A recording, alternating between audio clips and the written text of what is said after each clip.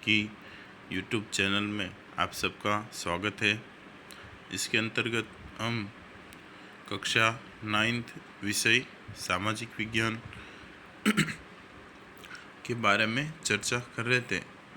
इसके आज की ये वीडियो के अंदर हम पाठ नंबर 7वां, जो हम लोग स्कूल के शुरू से तब पढ़ चुके थे, स्वतंत्र भारत, उसके प्रश्नों के उत्तर के बारे में चर्चा करेंगे। पाठ खत्म हो गया था, लेकिन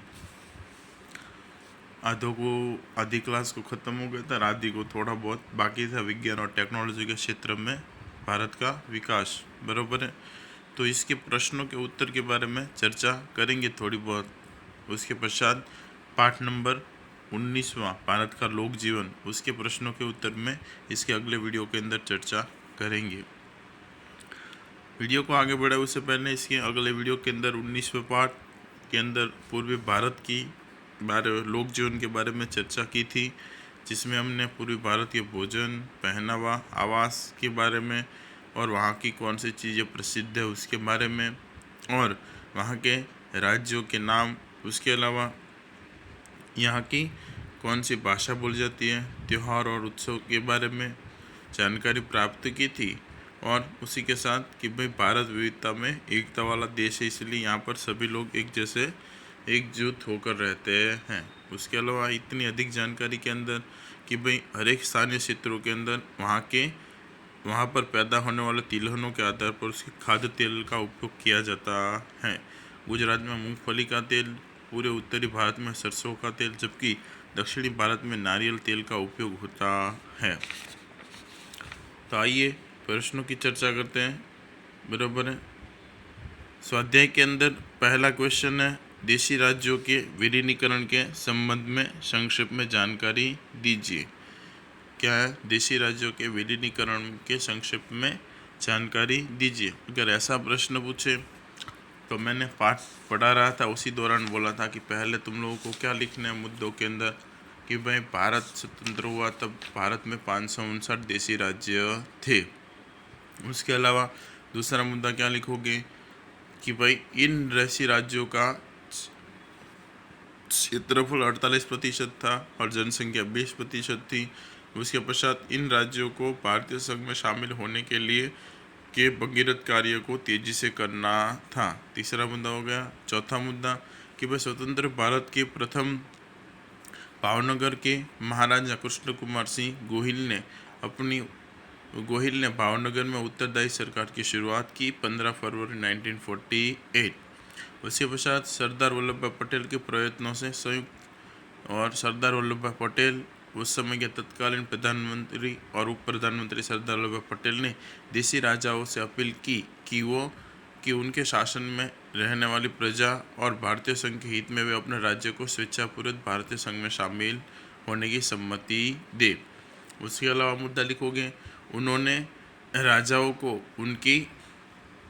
किसके लिए उनकी जो राजाओं को उनके किसके रूप में कि भाई उनकी जो कुछ भी रियासतों की जो नियम कानून है उनका पूरी रूप से ध्यान रखा जाएगा। ठीक है। उसके पश्चात उन्होंने सरदार वल्लभ भाई पटेल और उनके सचिव वीपी मेनन की सहायता से दस्तावेज और जैसे थे समझौता का मसौदा तैयार किया। ठीक है। और इस तरह से हैदराबाद, जूनागढ़ और कश्मीर के अतिरिक्त 559 देशी राज्यों का भारतीय संघ के साथ विलीनीकरण कर दिया गया। तो देशी राज्यों के विलीनीकरण के संबंध में संक्षेप में जानकारी। उसके पश्चात उसी के अंदर लिखोगे 5 मार्क्स का क्वेश्चन पूछा है, तो ये तो हो गया 3 मार्क्स का। अब बाकी के 2 मार्क्स के अंदर क्या लिखोगे कि भाई हैदराबाद को भारतीय संघ के साथ जोड़ने के लिए कहा, लेकिन हैदराबाद भौगोलिक कारण से और वैचारिक रूप से, भौगोलिक रूप से नहीं तो पाकिस्तान में और वैचारिक रूप से भारत के साथ शामिल नहीं होना चाहता था। इसके कारण वह स्वतंत्र रहना पसंद करेगा। ठीक है। उसके पश्चात निज़ाम ने क्या किया, लोगों पर अत्याचार करने शुरू किए। स्थिति असह्य होने पर क्या किया, पुलिस कार्यवाही करके हैदराबाद को भारतीय संघ के साथ मिला लिया गया। इसी प्रकार जूनागढ़ ने नवाब ने पाकिस्तान में जुड़ने के लिए पत्र भेजा, लेकिन जूनागढ़ की जनता क्या चाहती थी, वो भारतीय संघ के साथ मिलना चाहती थी, इसलिए उन्होंने आरजी हुकूमत की स्थापना की और नवाब ने लोगों पर अत्याचार करना शुरू किया।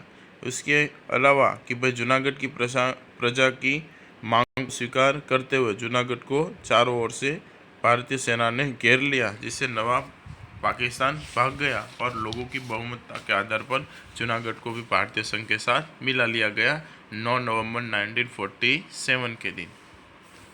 कश्मीर के महाराजा हरि सिंह डोगरा ने भारत के साथ विलय पत्र पर हस्ताक्षर करने से मना कर दिया। 1948 के अंदर जब पाकिस्तान ने कश्मीर पर आक्रमण किया, तब अपनी सुरक्षा के लिए कश्मीर ने भारतीय संघ के साथ भारत की सेना की सहायता मांगी। उनको पहले विलय पत्र पर हस्ताक्षर करने के लिए भारतीय के उस समय के तत्कालीन प्रधानमंत्री ने कहा और उन्होंने विलय पत्र पर हस्ताक्षर कर दिए और उसी समय भारतीय सेना वहां पर पहुंची और कश्मीर की सुरक्षा की। इस प्रकार से कश्मीर के भी भारतीय संघ के साथ विलीनीकरण हुआ। तो ये हो गया विलीनीकरण की संक्षेप में जानकारी। उसके पश्चात दूसरा मुद्दा जूनागढ़ और हैदराबाद और जूनागढ़ के राज्य में भारतीय संघ में किस तरह शामिल हुए, उनको संक्षेप में चर्चा कीजिए। तो क्या करोगे कि 15 अगस्त को भारत के स्वतंत्र होने की घोषणा के पश्चात क्या किया कि भाई जो हैदराबाद है वो चारों ओर से भारतीय संघ के साथ घिरा हुआ होने के कारण स्वतंत्र रूप से टिक सकेगा नहीं, इसका उसको ध्यान दिलाया गया। परंतु निज़ाम ने स्पष्टता की वो भौगोलिक कारण से पाकिस्तान और वैचारिक कारण से भारत के साथ जुड़ने शामिल होगा नहीं।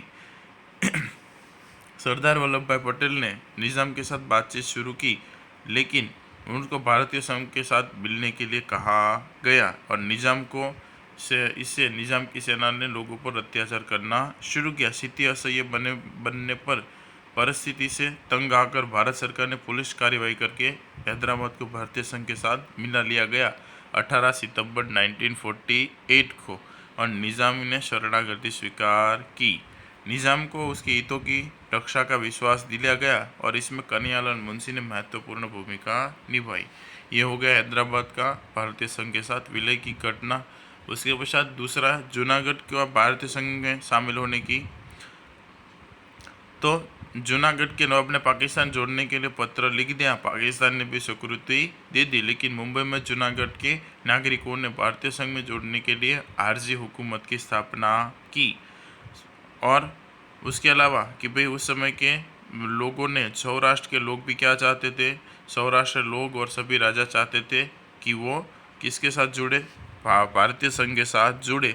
मांगरोल और मानावदर ने भारत में जुड़ने की इच्छा व्यक्त करने पर उनकी रक्षा के लिए आयोजित भारतीय सेना और नौसेना ने जूनागढ़ को चारों तरफ से घेर लिया।